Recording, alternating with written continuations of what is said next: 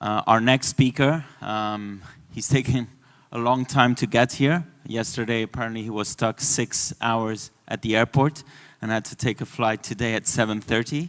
I think he needs no introduction. Everybody here knows who he is. Don Javier Tebas, President of LaLiga. Don Javier, bienvenido.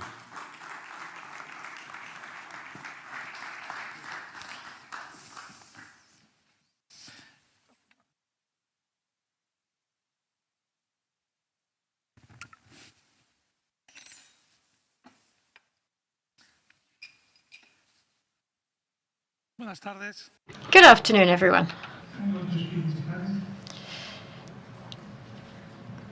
I'm going to speak in Spanish, but there will be simultaneous interpreting into English.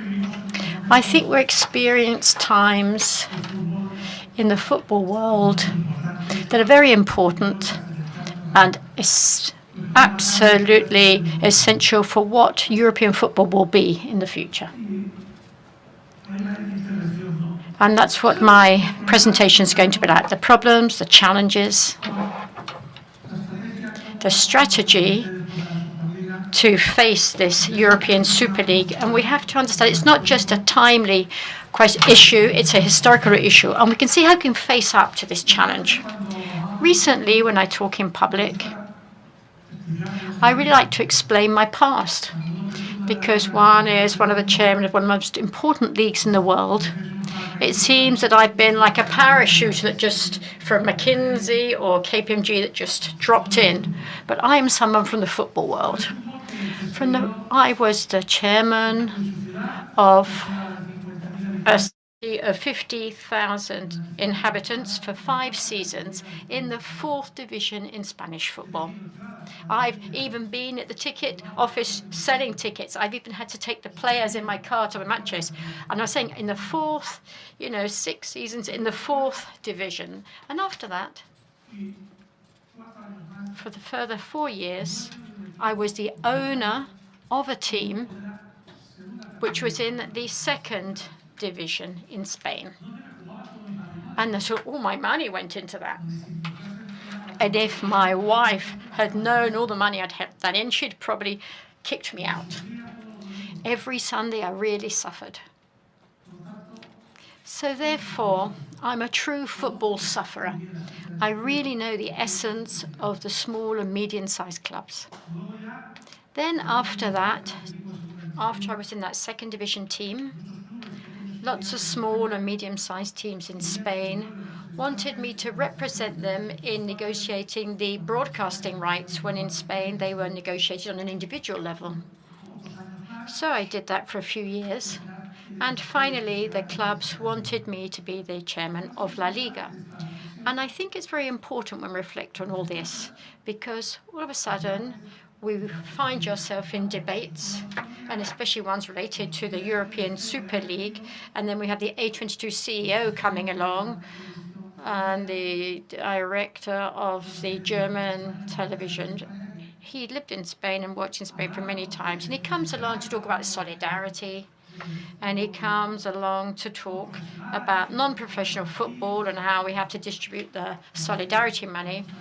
But when they're just such a long way away from reality, it's something that you can't really learn. Maybe you can learn that, but you can't learn how to suffer. Suffering, in the boxes. You don't learn it, you feel it. And so if here there are people who manage clubs, you know how much you feel when you're there watching the matches. And of course, other people don't know this. And even some of the people in the big clubs, don't understand that because they're used to winning all the time. It's the people who, have to put up with losing or in a 2nd division team. And, on the last 3 matches, every single year we had everything at stake because if you lost, you were relegated. So we really know what suffering is all about. And for that, why I fight, I'm really doing everything as possible. I'm very clear about what we want to do in football, and I've been doing this for many years now. European football, in my opinion, has got 2 big challenges. There's a lot more challenges, but I think there are 2 main ones, and they have to be overcome. One is the European Super League, and the other one is the economic sustainability. And I think they're sort of connected. But obviously today I will focus a little bit more on the European Superleague. The Superleague that I know obviously the people behind it really well because of the 3 teams that are still left in the Superleague. Well, in fact, I'm not actually sure if there's only 3. I think I've been actually heard that there's only 2 left. But the person who really manages and is a captain of this Super League is the chairman of Real Madrid, which is Florentino Perez. And I know him very well, as you can imagine, because, it's now my 10th year as being the chairman of the Spanish Football League, LaLiga. And he knows me well, too. Until 2 years ago, we had conversations with him that I obviously don't have them with him. I just hold conversations with other managers at the club. So I know exactly what they think about European football. So therefore, these changes that they're talking about, they're going to change the format and the Super League that was presented in the year 2021. It's like Little Red Riding Hood and the Wolf. As Cheferin said in Lisbon, we don't believe it all. That isn't the right model. Now let's think that the Super League is not a concept related to a sports format. They focus on the fact of it's going to be a closed competition if there's no promotion and relegation. I'll talk about that later. But that isn't really what the Super League's all about. The Super League is the fact that European football is governed by the wealthiest clubs, the ones with the most money. That's the concept. That's what they want to do. They want to govern and they want to control and say what has and what hasn't to be done to the other divisions. But they'll do that too, but they want to control, they want to make the decisions, they want to decide how to distribute the money, and they want to decide on the future of football. So it's just in a particular country, it is decided that the banks or the richest companies should govern the country. But I think if that happened, then the countries would be very distorted. But this Super League model, which started actually in the year 2000, led, of course, by Florentino Perez. He's been obsessed over all these years on this subject. In the year 2000, it was a G8, and then they had the G14 a few years later. And after all that, I can't remember if it was 2008 or 2009, the ECA was founded, and I'll make reference to that later on. But I'd like to say again, the Super League, we shouldn't just think it's a sports competition model. It's a governance model. It's a model of the people who really decide that they want to govern European football. And for them, or who is it? It's the richest, the wealthiest clubs in Europe. And so we have to be very clear when we're talking out against them. We have to be very clear about these things. If you're not clear, well, and being clear isn't just sending a letter or complaining. I give a press conference and I complain, but you need to leave your comfort zone. You have to really face them in your different leagues and wherever you are. And it's very complicated because we all know that football, and there's a phrase that I don't like, no, we belong to the football family. In the football family, if the 21 Super League were in the football family, well, it's as if they were sticking a dagger in our back, because what are they doing? Kicking out the brothers and the cousins. So we are not a family. That is not correct. We have to be very clear about this. We know each other. We like to get on. But we have to be very clear about our ideas. And we really have to fight as much as we can against things that are happening that we don't think are correct. And especially, we have to leave our comfort zone. It's not pleasant to be confronting every day with all these big clubs in the Spanish league, and the power they have in the media is very important. But I have to do this. I learned how to do this when I used to suffer when I was in the stands at my small club. You have to overcome this suffering, and we have to overcome everything. But this Super League that the big clubs want to, be the dominant in European football has gained importance over the last few years. This complex of being dominating everything. And they were gaining ground, in my opinion, taking into account the situations that were taking place in the UEFA. And I'm going to be very clear about this. It's the only institution that today can solve these two big challenges that I have talked about. Obviously, the fight against the Superleague and the financial sustainability of European football can only be solved with the support of the UEFA, because it's the only entity that joins together all the important stakeholders in football: associations, leagues, clubs. Another thing would be if the governance is something I don't like. It has to be changed. It has to be progressed. Steps forward are made. President Javier has made progress, and he knows that I don't want to just make little steps. I want to make big steps, and I would really like to change lots of other things. But what we have to be very clear about, and I'm very clear about this, is that UEFA is the only entity that can do this. The leagues can't do it individually, and the clubs can't do it individually. No, it's the only institution that can do this. So we shouldn't create a new entity, which would be a waste of time. And I say the UEFA has its good things and its bad things, but they are the only ones who can do this. So in this battle, we have to be supported by the UEFA, and we have to support the UEFA. And why?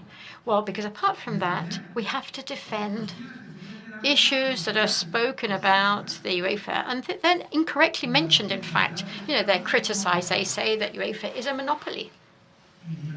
My league in Spain is a monopoly too. The Premier League in England is also a monopoly there. And are we bad because we're monopolies? Of course not. In Spain, nobody says about that. But in Italy, they have this regulated by a law. Monopoly is bad when it's, damages the structure of the structure, when it's just arbitrary. But it's the other way around. We have seen in the previous panel, and as much as they can, they distribute money, and they're creating rules and regulation, which is very important. Money is not important, as well as the rules and regulations that are created. It has to be done from grassroots level, right from the bottom, so football can develop and grow. So if they say we're a monopoly, well, it's a monopoly, but it's got a structure and it's not arbitrary. It has got the right purpose for sport within the sports environment, which was said by Jean-Francois earlier. So it's not just the economic activity. So we have to maintain the system and we have to protect it. So I think, obviously, lots of things related to governance and structure should be changed, but that's another battle that we will face in the future. But today's battle is the short-term challenge, which is related to the Super League. And it's important that we know exactly where we are, because you have to remember that in Europe we have 1,554 professional clubs, over 53,000 professional footballs, 53,000 families that live from the football industry, families and players that earn from 2,000 euros a month to 3 million a month. There are 52,000, and the majority don't earn these 3 million. So we need to protect these families, because if the Super League came on the scene, this would destroy a lot of the families. The families, these 75 non-sporting staff that belong to professional clubs, need to be protected. A lot of jobs would be lost. So therefore, we have to be very clear in this fight. We can't just do it half-heartedly. We have to be very clear about it. And so, we've been gaining ground with the UEFA in 2016, for example. 2 weeks beforehand, before Alexander Seferin was voted in as chairman of the UEFA. In Monaco, they voted on a champions reform, which in my opinion, and I said at the time to my colleagues, I thought it was detrimental for European football, where LaLiga was getting one more spot in the champions, but I didn't think that was good. Because it was taking away a spot from another league. So it's the essence Well, I'm not saying it's a European sports model, but I think it's the model of European football that's been working for 30 years. It's been a successful model, and now it's being questioned. Our model has been a model where we've had national, domestic leagues, which are vertical leagues. So we have with a vertical structure. So in our competition, we have first division, second division, etc. And then we have promotion from there. And so they're vertical leagues in the majority of our countries. Different formats for the competitions, yes, but they're vertical leagues. And in Europe, it's a horizontal model. And it is still a horizontal model where the access is only possible through the vertical leagues, the top division leagues in Europe. This model is the one that we have to continue to defend. It's not, those of the Super League today, if you listen to what they say or what they explain to us, they say that no, they're going to have an open model with promotion and relegation. But they never clarify anything 100% because they know that it isn't actually like that. What they want to do is to transfer the vertical models to Europe with the top division, second division, or there might be 2 top divisions. They're looking at the moment to see what the model will be like, but it's a vertical model in Europe. And this European vertical model with the first and second division is like a closed competition. In the domestic leagues, historically, we're vertical leagues, and our top division is where you have, should we say, the most important clubs in each country. And if you apply that to Europe, so the first division will be the biggest, the richest clubs in Europe. And then maybe 3 from the top division will go up and down, but it will always be the same clubs. They will always be the same clubs in this Super League. So this model, they tried to implement it in the year 2019. And on that particular occasion, with an agreement with the UEFA and the ECA, as we say, the UEFA has been gaining ground gradually. And it has continued to gain ground gradually. In the year 2019, the majority of European clubs and the European leagues, we managed to, I think we should say, convince and explain to the UEFA that it wasn't the right approach for European football. So that project was removed. So as we said, but this concept for the wealthiest club still exists, which is the Super League concept. And I think this also, it still exists within the ECA. And why do I refer to the ECA, which is the European Clubs Association? They say, no, well, you're defending the ECA. No, I don't like the ECA governance model. I don't like the conflict of interest they have with the chairman of the ECA, who is also the chairman of lots of other institutions like a club, the EXCO, the UEFA, television channels, ECA. No, I don't like the ECA governance model, where now I think they're increasing the association. But what do? They invite people along, these new people, to have a cup of coffee the day of their conference because they haven't got voting rights. So the other day I asked the people at LaLiga to say, can you tell me exactly how they appoint the chairman of the ECA? At the weekend, I had to study it because it's a really complicated way of electing the chairman. But anyway, they've been gaining ground recently, and also the last Champions reform, they've gone a step further. And so we're actually in agreement with that because we think, well, I don't think it's going to work correctly, but at least we are gaining ground. And so we can't govern the current football with the same ideas that persisted 15 years ago, where nowadays our football, well, I think we now manage 30 times more money than we did 25 years ago. So we need to change certain things. And the risk with the Super League is they want to change all of that in favor of the big clubs. So please don't be tricked with all these new formats that are related to the Super League, because what they say is not true.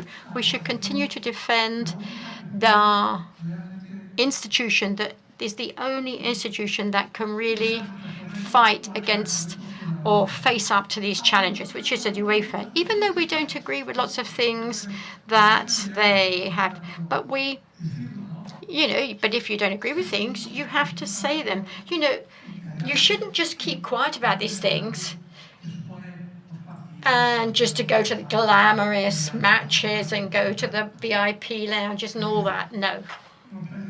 You have to leave your comfort zone and this glamorous life. So I just wanted to end, because I don't have a lot more time, by saying it's very important to solve the problem related to solidarity and the financial sustainability of European football. And I'm saying this because at the moment we're undergoing times where our domestic competitions in the different leagues are being destructured.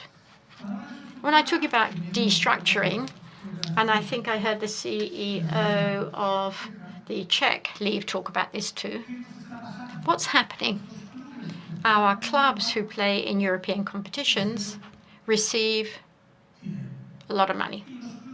And the clubs in our leagues who don't play in European competitions receive a very small amount of money. So what's happening as a consequence of this? It means the gap is getting bigger.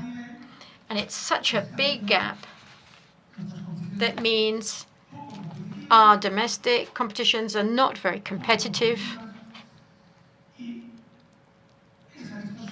And this distortion on the medium term affects the domestic leagues, and it means that it loses importance. It's not a general thing in all competitions, but in the majority of them.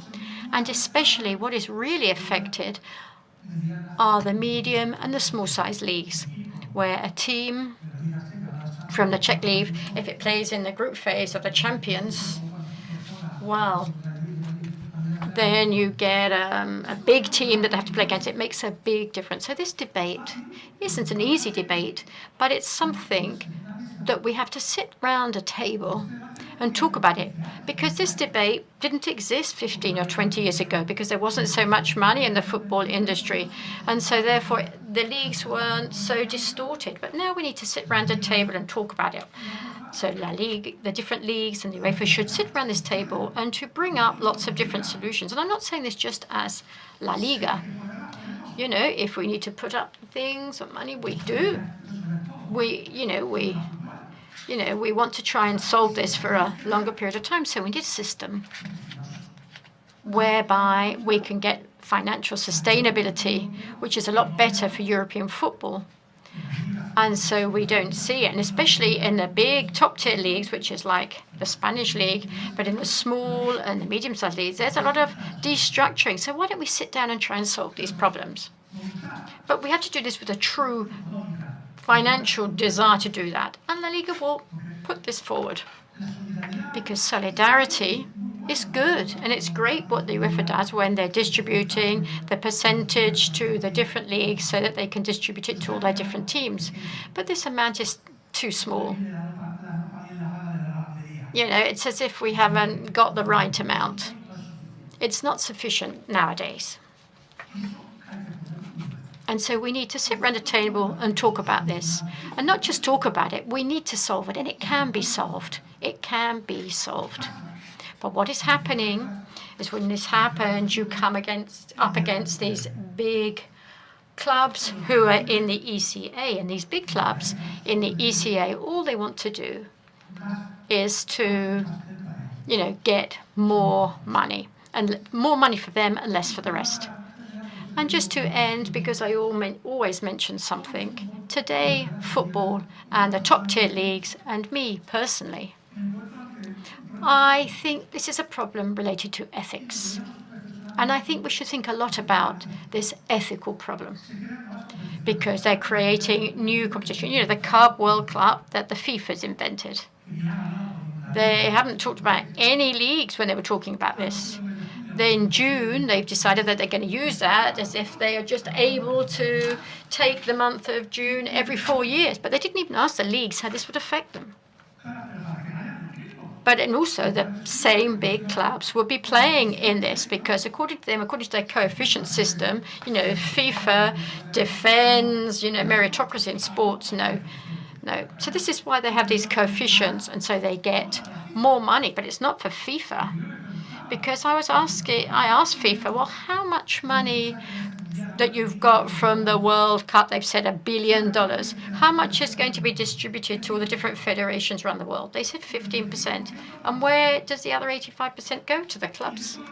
And within those clubs, that 85%, the majority, or 70%, goes to the players. Players who have got a very high level as it is, and instead of having 6 Ferraris, they're going to have 8 Ferraris. Instead of having 1 yacht, they're going to have 2 yachts. And having 5 houses, they're going to have 8 houses. Is this the football we want to build up for the future? As far as I'm concerned, no. For that 15%, you should have sat round the table with all the different leagues in the world, because you don't want to damage a lot of leagues. You'll be reducing their value, and the players that doesn't earn a lot. Not all these players earn a lot. It seems that we forget about the players that are not that wealthy. They earn. So some players will earn less, but others will earn more to buy another Ferrari. So this is why I'm talking about ethics. And I think when we sit around this table, we should really take ethics into account. So these are our challenges. So I'd like to highlight and say yet again that the UEFA is the competition, or rather the organization, that has to lead these issues.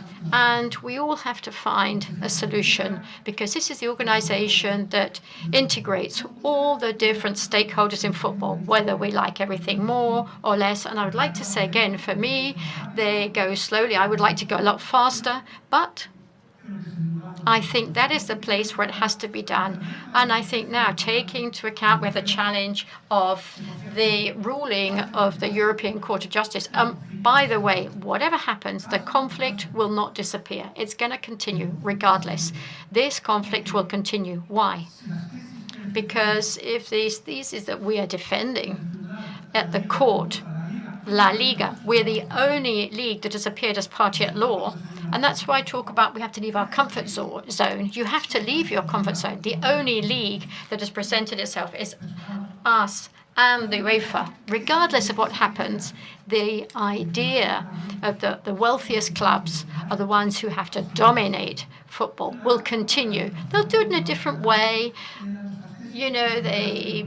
I'm sure they're going to do it. And they say, well, if these people win, it won't be so easy to hold their competition. Because I heard earlier, it's better for something that you can guarantee, which is like domestic competitions, that you can earn a lot of money.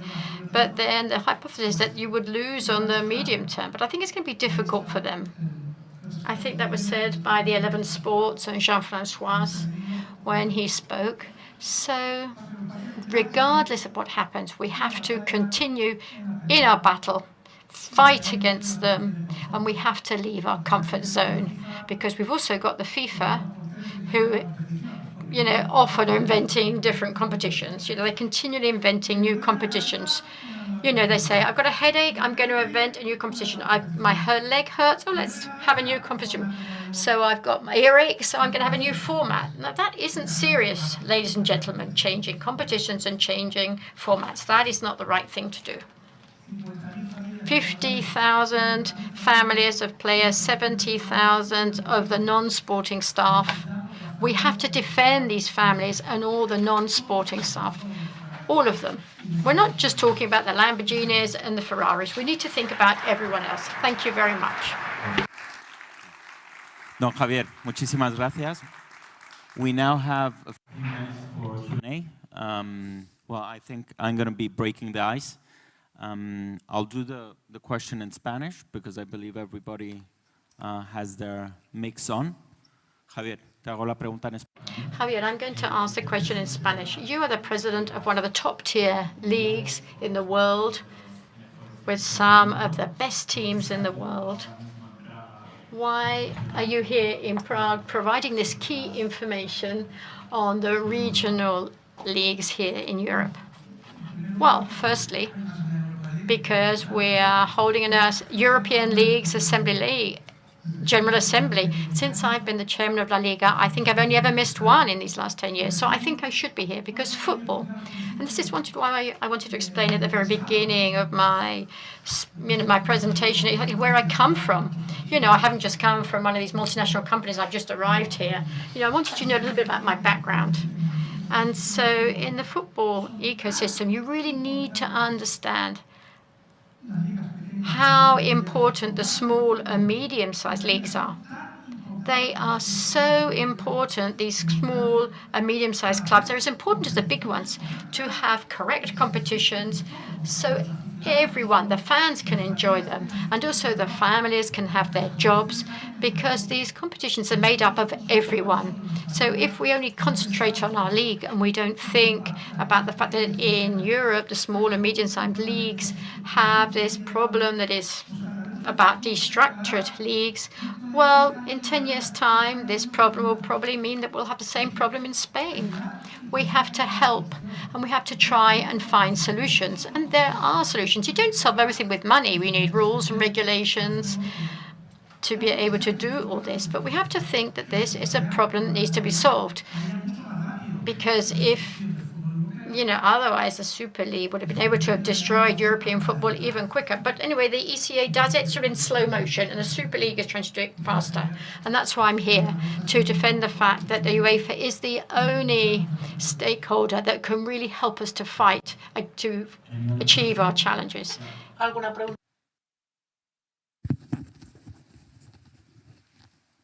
Bohumil Paukner, Dukla Praha.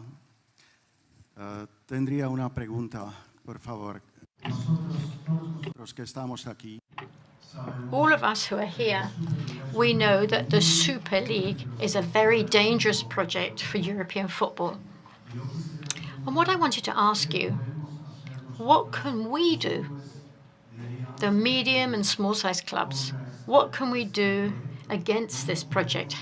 How can we try and stop it? How can we have an influence on this situation? Very specifically, what steps do we have to take? What measures have to be taken? Because I can remember in the 60s, there were 3 clubs started a project that was very similar to the Super League, which was Benfica, Lisbon, Real Madrid, and Milano. But it didn't come off. So this is why, that's my question. Thank you. Well, as I said again, you have to leave your comfort zone. What does it mean by leaving your comfort zone? Well, you could be very clear, give lots of interviews, you participate in fora, and if your clubs and the leagues have to deal with these issues and talk about them, if they're not talking about them today, you have to go and talk about them, you have to talk to the media, because at the end of the day, what I'm, understanding, because I've been traveling around Europe a lot and participating in this type of forum, there are a lot of people against these super leagues in the small and medium-sized leagues, but I don't hear them. I haven't heard them say anything about it. So to be heard in this world, you don't have to write something on a piece of paper saying, I'm against the Super League, and send it to a newspaper and then go home and have a cup of coffee. This is what happens at lots of places. You have to be active, very strong. You have to leave your comfort zone. You have to do, like yesterday, spend 6 hours in an airport, so I didn't cancel my presentation here today to come here in person and explain this. I've done that in Stockholm, I did it in Strasbourg, I did it in Antwerp, and I've done this in lots of European forums. So you have to sacrifice yourself somewhat, because this project is so damaging, and what we are defending is so essential. So this inspires me, and I have to keep going. Whatever happens, I'm going to continue to speak out against this, because I know the battle can be won, but fighting, not just from a position of silence, because this is what I've realized in this sector. People are quiet about this. Lots of journalists say, you speak a lot. You said, other people in the sports world don't talk about it. A Dutch newspaper spoke to me recently, and they say, they said to me, that was the question. And they said, why don't the other presidents of the top tier leagues talk about this like you? But you don't have to just speak out one day, because today in the media they put it and that's it. And then 24, you're lucky if the news lasts for 24 hours. So you have to be repetitive, say the same thing over and over again. And they said, why don't the others speak? And I said, well, the comfort zone, being at home, is obviously a lot more comfort than confronting the big clubs in your league. But if you want to win the battle, you've got to go out and do all these things. One last question. Hello, Mr. Tebas. I'm Martin White from Deník Sport. When we talked to each other in an interview, you have said that one of the measures that can be taken is dependent on the decision of the European Court of Justice. How has that gone down? And what are you expecting from the next development? And then the other thing is exactly as the question from the last person here, Bohumil Paukner, was what is the leverage for the small and medium clubs? And have the clubs have to realize their leverage towards the super clubs, the big clubs? And what role does the European Parliament has in this? And with the upcoming elections, how can that environment be changed towards building a legislation that could outlaw Superleague, for instance? Thank you. Well, starting with your last question. Well, in Strasbourg, I defended this a couple of weeks ago. And also, I had a meeting with a civil servant from the European Union. He said, well, we're not going to participate. And I said, no. Why aren't you going to intervene if the Spanish government or other governments, the Italian government, have participated and they've regulated football in Spain? In Spain, we can only have one professional football competition. They can't have two. And that happens in lots of places in Europe. So why can't the European Union regulate this like certain countries have done it?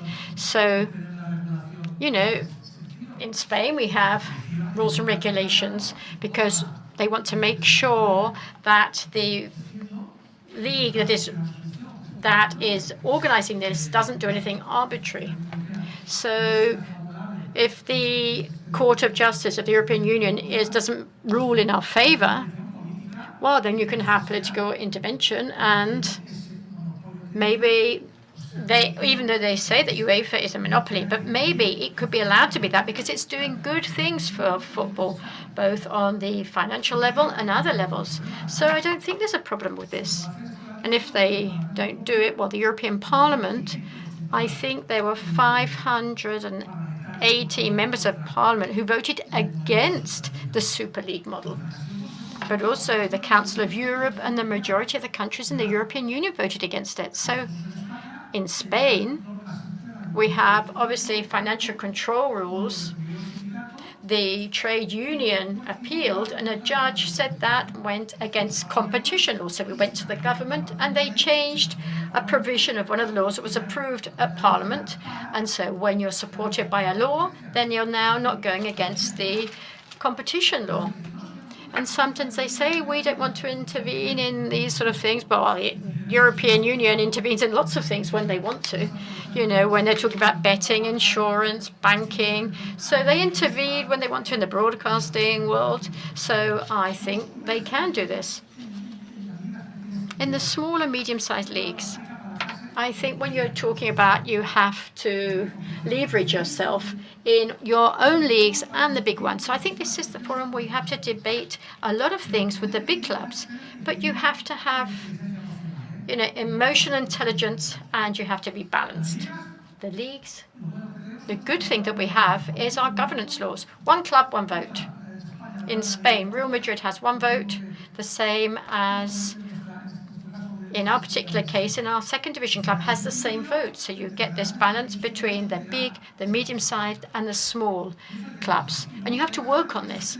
And also we have to work on this model that I am want to organize. We have to sit down with the UEFA, the top tier leagues and also the medium and small size leagues to see how we can balance everything. This doesn't mean that we're going to have, countries that are not as good in the sports world. No.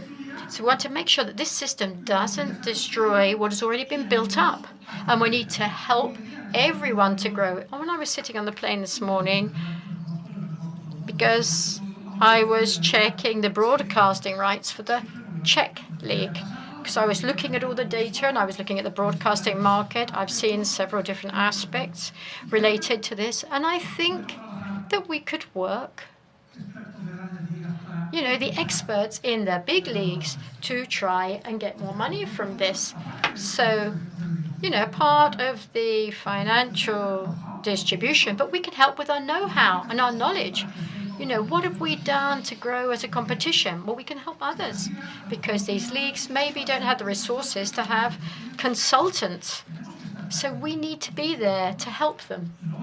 And also, I think there's a clear objective so that these leagues are more competitive on a national and a European level.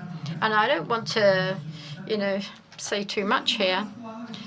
These big players, the great players that come from the small and medium-sized clubs in our domestic leagues, and what we don't want them to do to just go and play in these big leagues when they're 17 or 18. What can we do so they stay in their national leagues till they're 23? Well, there are solutions for that. There are solutions to get these young players to stay in their domestic leagues. So this is why we've got we have to have knowledge, the financial distribution. We want to help them because obviously we don't want these young players to go into the big competitions when they're so young. But obviously I don't want to talk about it now. I have a very clear idea about this solution, but I don't want to start this debate when we're talking about the Super League because we will be we will be changing the focus. But anyway, I think what we shouldn't do is sit down in our chair at home, seeing what happens and not being clear and transmit our true opinions. I don't know if there's any other question. Yeah? Because, by the way, just to remind you, afterwards we have a fantastic networking lunch. And we're reaching Spanish time for lunch. Primero yo quiero saludar LaLiga y personalmente Well, first of all, I want to thank LaLiga and Mr. Tebas for what you've done today, what you've said today, and coming to Prague and talk about the Super League, because the Super League is also very important for us, and we want to fight against it. I have a remark because I think it's for the middle-sized and small-sized associations. There were the questions from the Dukla Prague and from our media, Deník Sport. I want to stress out that the Football Association of Czech Republic repeatedly stressed the position against the Super League and in favor of the social sports system made by UEFA and made by all of us in Europe, together with the League Football Association and the top clubs, because the Super League tried to contact directly our top clubs, and I think same happened in the many other countries. And what I would like to remind, Czech Republic was a chairing country of the European Union from July until December last year. So we invited President Čeferin to meet our Prime Minister and to also discuss at the political highest possible level what could be the impact of the Super League if it will come in place, and how Czech Republic in the presidency in EU could help to UEFA and to all of us, not only to football, but also in the EU bodies. So President Čeferin went also to Brussels to meet the ministers of sport in Brussels, and we could try to defend together using our presidency in the cooperation between the government and the football. I think this is a template which can be serving and helping in other countries as well. Muchas gracias. Well, I make general comments, you have to think. So, as I said, what the Czech Federation President has said, I'm really grateful for his work. But what I'm referring to, I've seen a lot of response, and I'm going to be fair, and I've seen a lot of responses from these associations that have been very active, like the president of the Czech Federation, because obviously they were leading the European Union for that 6 months, so he tried to do something about this. So I think the A22 project tries to get us to be confronted. They want to get conflict between the different clubs. They want the clubs to govern themselves. But then you say, what sort of governance is that? Is it going to be like the ECA, because when you're invited to a meeting but you can't say anything, but you can just have a cup of coffee? But of course they don't explain the type of governance, because it's their governance, or what sort of governance? But I know the people who have, at the ECA, really it's run by the big clubs, because what they want to do is to get the support of the ECA. But they have secret meetings with the clubs, these big clubs. They don't want to have a meeting with me, but if they're going to have a meeting with me, I say yes, but I will talk out in public. I don't need to hide. And I know that they've held meetings with clubs, but why should you hide? They want to come along and talk about the Superleague, and if you're against it, well, you just speak out and say I'm against it.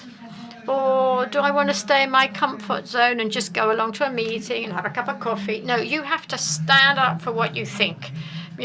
You don't just want to waste time. But I think it's quite striking, because when you're developing this sort of project and you think it's a great project for football, would you do it behind everyone's backs? Would you, be hiding? And they've been in the secret project except for 2021. Everything's been done secretly. And they said, we've talked to the clubs, but what they've said is all secret. So it's obvious this is an indication that if it's so secret, it's because it's bad. And what they're doing is, with these visits, they're trying to sort of trick trying to deceive some of these clubs. They've had meetings. And maybe they can make it all sound a lot better with these nice words. So we're talking about Red Riding Hood and the big bad wolf.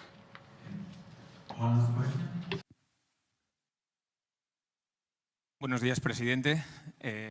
Good afternoon, Mr. President. I just needed to participate. And first of all, I'm the president of Aficiones Unidas. I represent the fans in Spain, the majority of fans in Spain. And when our chairman here was talking about the fact we need to make this step forward, this is where we are. We support him. Things are not always liked, but I just want you to know that the fans in Spain are behind you. Don't feel alone. We've come here from Spain to support you and here to defend European football. Thank you very much. Yes, the fans need to support us. Aficiones Unidas, which is like United Fans, and they cover most of the fans in Spain. And also they're fully aware, and we know that they're against that. So thank you very much for coming here today.